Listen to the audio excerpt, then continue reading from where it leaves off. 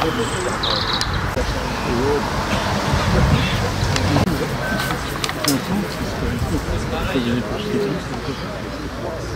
tout l'année, j'avais passé 3 semaines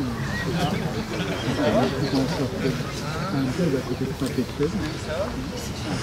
Tous les matins, après que les années de l'émission de la République avaient là. Et après, ça faisait la condition.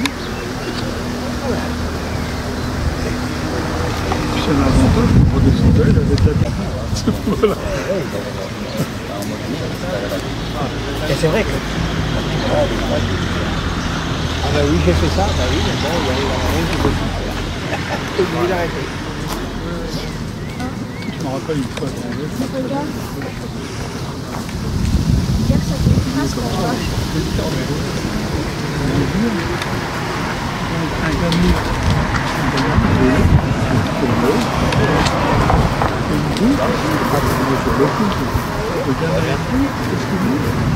Ça va bien pour courage. Il est en vert, Hein? Ah, quand on va faire oui, on va chercher le temps.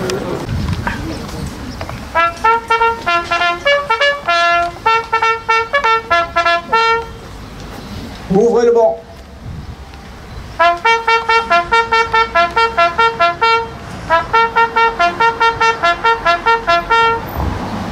Attention pour les couleurs. Envoyez.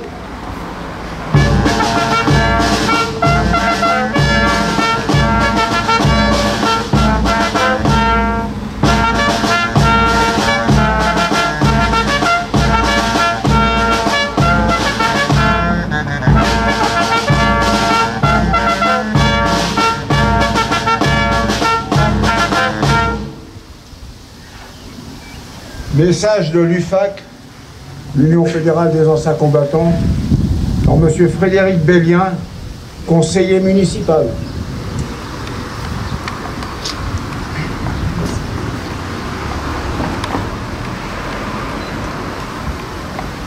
Le 8 mai 1945, le général de Gaulle, président du gouvernement provisoire de la République française, déclare « La guerre est gagnée.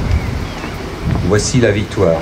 C'est la victoire des Nations Unies et c'est la victoire de la France. » Quelques heures plus tard, à Berlin, l'acte de capitulation de l'Allemagne est signé en présence du général de Lattre de Tassigny, qui l'a désigné pour représenter la France. La présence de la France au cœur de l'Allemagne consacre la reconnaissance de sa participation à l'écrasement du nazisme.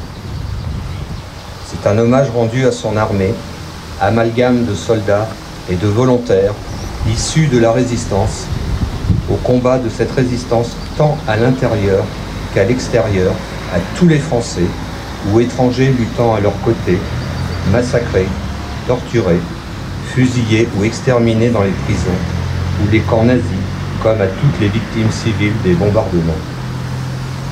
En ce jour du 79e anniversaire d'une victoire si chèrement acquise, mesurons le prix de tous ces sacrifices consentis pour une liberté retrouvée et assurons-nous que ces pages de notre histoire soient transmises aux jeunes générations. Pour autant, restons vigilants, car au mépris des enseignements de ce passé, fanatisme religieux, terrorisme, réveil des nationalismes et, désormais, retour de la guerre aux frontières orientales de l'Europe, nous rappelle que la paix et la liberté ne sont jamais définitivement acquises. C'est la raison pour laquelle l'Union française des associations de combattants et de victimes de guerre appelle tous nos concitoyens à poursuivre avec elle le combat nécessaire à leur pérennité. Vive la République, vive la France.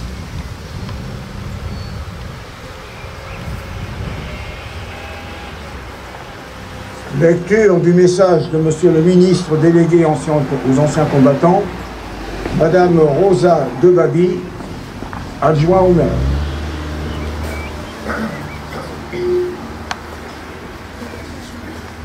Il y a 79 ans, à Berlin, la France surmontait l'étrange défaite de mai 1940 et l'esprit de collaboration. Le 8 mai 1945, l'Allemagne nazie capitulait, le fracas des armes se taisait en Europe. Ce jour-là, il faisait chaud sur la France comme dans le cœur des Français lorsqu'ils ont appris la nouvelle. La guerre est gagnée, voici la victoire. Ces quelques mots prononcés par la voix du général de Gaulle, qui depuis le 18 juin 1940 avait poursuivi le combat, ont résonné dans le pays et bien au-delà. La délivrance est là, et en même temps que les larmes de joie, la douleur fait briller les yeux des Françaises et des Français. Car la victoire, si heureuse soit-elle, n'efface ni la guerre qui a eu lieu, ni ses ravages et ni ses morts. Des ruines de Rennes et de Saint-Lô, aux plages de Normandie et de Provence, d'Oradour-sur-Glane aux monuments aux morts, sur lesquels on gravera bientôt des noms nouveaux. C'est dans un silence de mort que résonnent les premiers cris de la libération. Dans le silence des murs d'Isieux et de celui de toutes les maisons dont les habitants furent assassinés. Le 8 mai 1945, dans un élan collectif, chacun pleure les morts et salue ceux qui ont combattu. 79 ans après, réunis devant nos monuments aux morts, nous leur rendons un même hommage. Nous nous souvenons de ceux de 40 et de leurs efforts héroïques, à Montcornet, à Saumur, à Narvik ou dans les Alpes. Nous nous souvenons des hommes et des femmes qui ont refusé d'abandonner la patrie, à ceux qui l'avaient occupée et à ceux qui l'avaient trahi. Résistants, ils s'étaient engagés sans calcul, sans garantie, mais résolus à vivre libre ou à mourir. Nous nous souvenons des combattants des forces françaises libres, venant de France, d'Afrique, des Outre-mer et d'ailleurs. Ils étaient soldats, légionnaires, aviateurs, tirailleurs, marsouins ou marins. Ils sont arrivés sur les plages de Normandie et de Provence après les glorieux combats de Bir Hakeim, de Koufra, dans les sables des déserts d'Afrique et du Levant, à Monte Cassino. Ils débarquaient en France, guidés par la liberté qu'ils aimaient plus que leur propre vie. Ils se sont battus et n'ont jamais plié. Nous nous souvenons du soutien décisif de nos alliés d'alors, de ces combattants partis à l'assaut de l'ennemi côte à côte avec les Français libres, de ces millions d'hommes et de femmes qui se sont unis pour hâter la victoire. Nous nous souvenons également de toutes les victimes civiles qui payèrent un immense tribut. Elles trouvèrent la mort dans les exactions de l'occupant ou les bombardements de l'invasion ou de la libération. Nous nous souvenons des victimes de la déportation politique et raciale, dans les camps de concentration et dans les camps de la mort. Nous nous souvenons des juifs, tziganes, homosexuels, handicapés physiques ou mentaux, haïs et assassinés simplement parce qu'un jour ils étaient nés. Nous nous souvenons aussi de ces Français et de ces Françaises d'Alsace ou de Moselle, enrôlés malgré eux dans l'armée de l'occupant, sous un drapeau qui n'était pas le leur. Il y a 79 ans, la France et l'Europe avaient perdu leur innocence. Et c'est avec la conscience grave du passé que chacun se mit à imaginer les jours heureux. Avant même la fin de la guerre, de nouveaux défis se faisaient jour, de nouvelles ambitions aussi. Une ambition politique partagée par toutes les forces qui avaient contribué à la libération et qui, rassemblées autour du général de Gaulle, avaient formé un gouvernement provisoire. L'ambition de l'établissement de la démocratie la plus large, car les peuples avaient compris, par les armes et par le sang versé, que le nationalisme est un fusil chargé. Tous pressentaient déjà que la construction européenne serait nécessaire au salut de l'Europe. Une ambition sociale, celle de la sécurité sociale, du droit au travail, de la sécurité de l'emploi. Celle qui a donné à tous les enfants la possibilité de bénéficier de l'instruction et d'accéder à la culture, pour que soit ainsi promue une élite, non de naissance, mais de mérite. Une ambition économique qui, ne se limitant pas à la reconstruction, a offert à notre pays les moyens de son indépendance et de sa prospérité. De la guerre, du 8 mai 1945, nous avons conservé une mémoire. Celle-ci s'est nourrie de l'histoire des combats de la France libre et de la résistance, comme de celle de la déportation et de la collaboration. Cette mémoire est notre héritage autant qu'une leçon. Depuis 79 ans, nous ne l'avons pas oubliée. Pour toujours, elle nous anime. Vive la République, vive la France.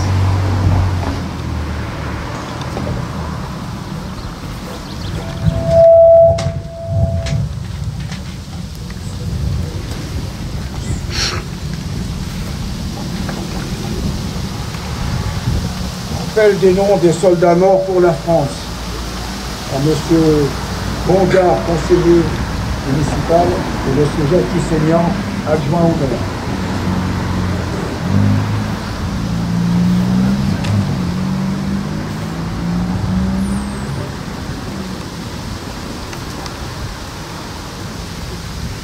Berger René, Mort pour la France. Caria Eugène, Mort pour la France. Caria Louis, Mort pour la France. Caria Raymond, Mort pour la France. Chat Eugène, Mort pour la France. Chardin Émile, Mort pour la France. Pillot Eugène, Mort pour la France. Pillot Léon, Mort pour la France. Lobenot Adrien, Mort pour la France. Veillard Alphonse, Mort pour la France. Veillard Casimir, Mort pour la France. Boza Antoine, Mort pour la France. Legros Maurice, Mort pour la France. Berthisson Octave, Mort pour la France.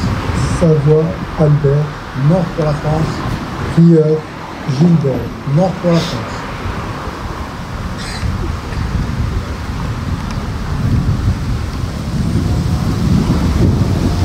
Fermez le banc.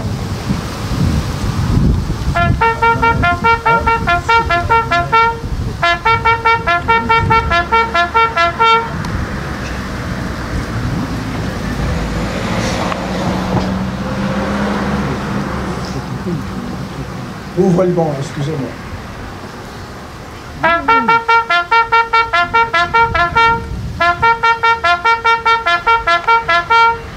Discours de Madame le maire.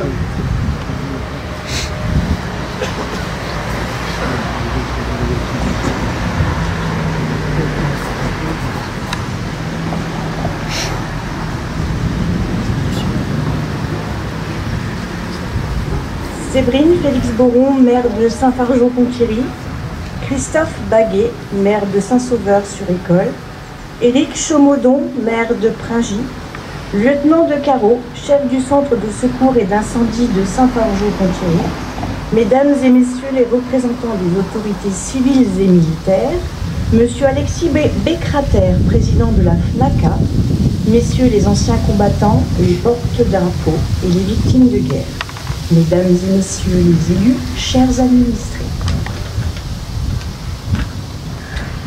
En ce jour de commémoration, nous sommes réunis pour honorer la mémoire et le souvenir de celles et ceux qui se sont levés pour que nous puissions vivre aujourd'hui dans un espace de paix et de liberté. Chers Régiboisiens et chers Hurlucois, nous avons le devoir immense d'honorer celles et ceux qui, par leur courage et au péril de leur vie, ont contribué à l'avènement de la victoire du 8 mai 1945. Nos paroles résonnent tellement différemment en ce matin du 8 mai 2024. Depuis maintenant 79 ans, en France, nous rendons hommage à ces femmes et à ces hommes qui ont choisi le combat et la résistance pour défendre notre pays et notre indépendance. Après la guerre de 39-45, nos pères, nos mères, nos grands-parents, combattants ou résistants, héros et anonymes, ont tous voulu prendre part à la reconstruction, avec cette volonté qui naît chaque fois que l'humanité sort d'un drame immense. Ce matin, lors de notre commémoration, nous allons fleurir et rendre hommage aux anciens combattants, aux résistants, ainsi qu'aux citoyens de notre commune. N'oublions jamais l'obscurantisme le racisme et l'antisémitisme qui ont fait naître la barbarie. La mémoire des combats de notre histoire doit éclairer nos chemins au quotidien. La liberté, l'égalité et la fraternité sont des valeurs fragiles qu'il convient de défendre chaque jour. Le combat n'est jamais totalement gagné, mais nous espérons pouvoir compter sur la capacité de discernement et de résilience de nos concitoyens, toutes générations confondues, pour y parvenir ensemble et maintenir la paix. Nous devons continuer ce combat qui est le nôtre, celui d'une société engagée et citoyenne, celui d'une société qui éduque, qui informe et qui construit un espace de tolérance. L'histoire nous invite au respect en mémoire des enfants de la République morts pour la France, des survivants civils et militaires, de leurs familles et de leurs proches. Aujourd'hui comme hier, nous devons respecter et soutenir les femmes et les hommes qui, sur notre territoire, assurent notre sécurité, protègent nos vies, nos familles et les valeurs qui fondent notre démocratie. Vive la paix, vive la République et vive la France.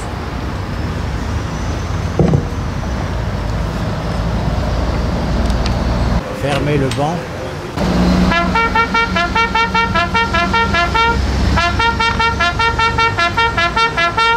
Nous allons procéder au dépôt de gerbes.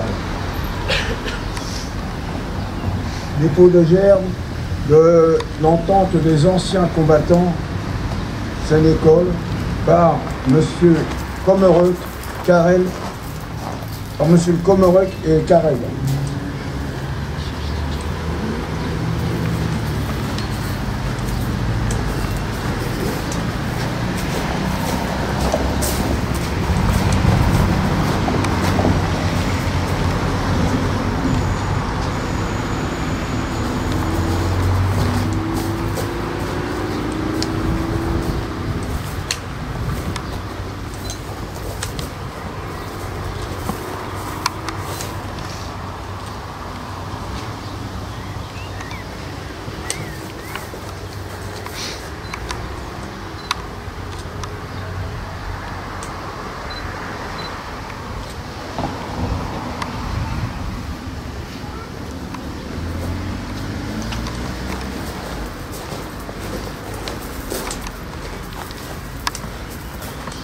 Dépôt de gerbes par la municipalité de Boissy, par Madame Chamia, maire de la commune, et Monsieur Bonnet, Madame Bonnet, Véronique, adjointe au maire.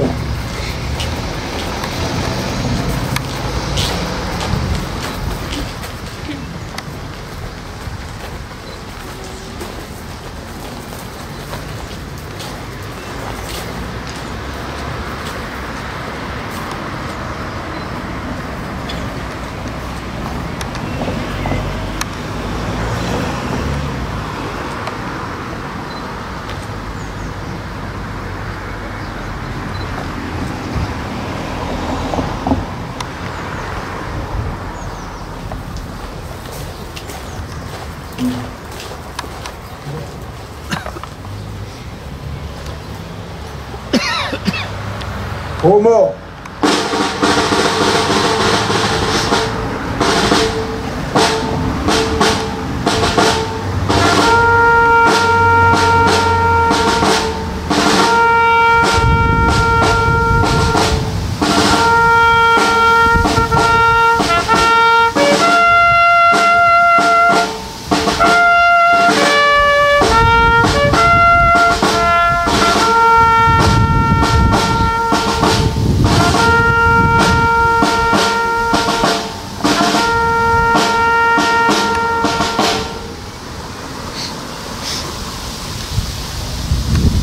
Nous allons observer une minute de silence.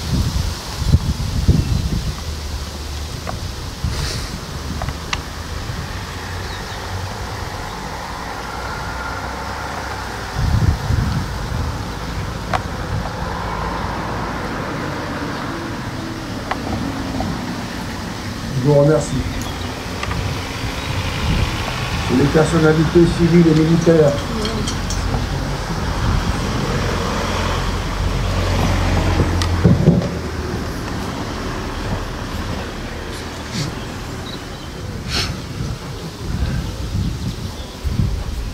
Marseillaise.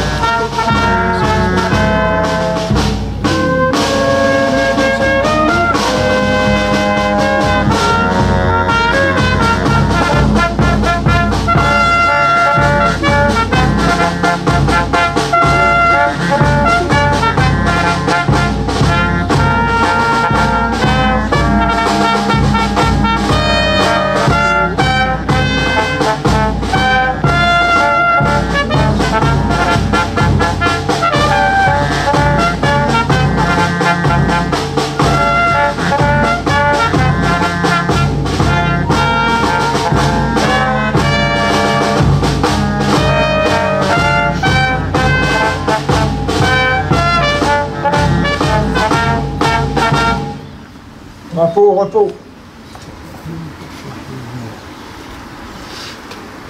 Si les personnalités civiles et militaires veulent bien saluer les drapeaux, merci.